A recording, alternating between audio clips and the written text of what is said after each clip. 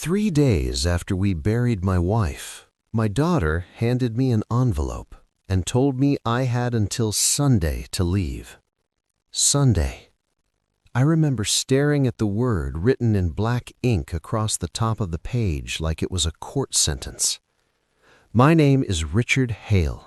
I'm 71 years old, and the only child I ever raised looked at me like I was an inconvenience. Her name is Claire.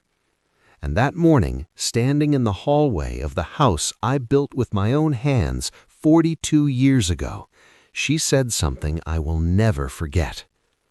"Dad, Mom made changes. The house is legally mine now." I thought I misheard her.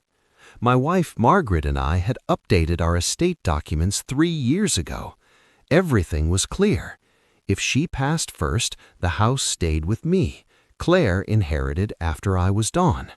Simple, clean, fair. But Claire stood there holding paperwork from a firm I didn't recognize. And behind her, her husband, Daniel, watched me like I was already removed from the property. Even at the funeral, something felt off. Margaret had been sick, heart complications, but stable. Doctors said she could live another decade if she stayed consistent with medication. But 3 months before she died, she declined rapidly. Fatigue, dizziness, memory fog. Claire and Daniel had moved in to help. They insisted on managing her medications. At the time, I thought they were being responsible. Now I know better. At the service, Claire barely looked at me. Daniel kept whispering in her ear. Their attorney, someone I had never met, read the will quickly, like he didn't want questions. I didn't argue. I was grieving. That was my mistake. When Claire gave me 72 hours, I packed a suitcase and drove to the edge of town. The Pinecrest Inn, $56 a night. Thin walls, stale carpet, a flickering lamp beside the bed.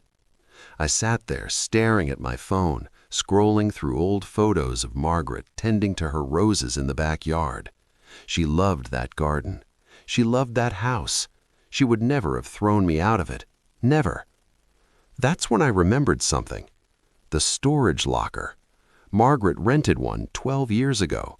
She said it was for family archives and documents she didn't trust keeping in the house. She never let Claire near it. The key was still on her old keychain. Storage Facility, Unit 318.